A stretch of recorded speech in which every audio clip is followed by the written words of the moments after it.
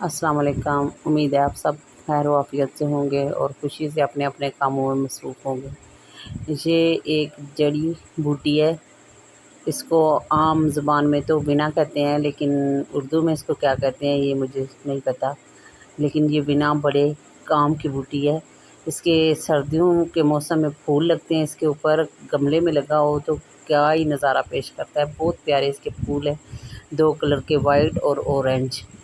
اور آج کل اس کے اوپر پھول نہیں ہیں، لیکن یہ پودا خود ہی بہت پیارا ہے۔ اس پودے کے بہت فوائد ہیں۔ اگر اس کے پتوں کو خشک کیا جائے اور خشک کر کے اس کے پتوں سے دانت صاف کیے جائیں، پاؤڈر بنا کے رکھ لیں کپڑ چھان کر کے، تو یقین کرنا دانتوں کو کوئی بیماری نہیں رہتی۔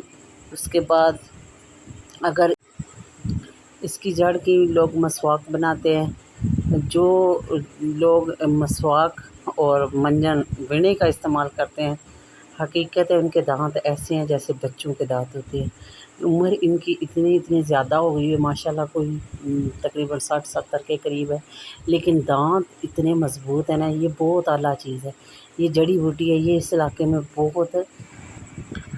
بہت زیادہ پائی جاتی ہے۔ جب یہ سردیوں میں پھول نکالتا ہے تو بہت ہی خوبصورت لگتا ہے، ایسے لگتا ہے جیسے کوئی باغ بنا ہو، اور قدرتی مناظر ہیں ہی بہت خوبصورت۔ ماشاءاللہ یہ علاقہ ہی بہت اچھا ہے، بس اس علاقے میں ایک ہی کمی ہے، وہ پانی نہیں ہے، اور اس علاقے کے لوگوں کو پینے کے لیے بھی صاف پانی، پینے کے لیے بھی یہ لوگ بہت مشکل سے پانی حاصل کرتے ہیں۔ انشاءاللہ میں عنقریب ایک ویڈیو اپلوڈ کروں گی، آپ دیکھیں کہ یہ لوگ کیسے پانی استعمال کرتے ہیں اور کس کا پانی استعمال کرتے ہیں۔ کوئی نل، کوئی اس طرح کا، اگر نلکا وغیرہ لگاتے بھی ہیں تو ان کا پانی جو ہے وہ بہت کھارا کڑوا پانی ہے، لیکن گرمی کے دنوں میں وہ ان کا پانی بھی خشک ہو جاتا ہے، کیونکہ اس علاقے میں بارشیں بہت ہی کم ہوتی ہیں۔ ابھی یہ ساون کے مہینے میں پیچھے کتنی بارشیں آگے پیچھے ہو رہی ہیں، لیکن ادھر صرف ایک بارش ہوئی ہے۔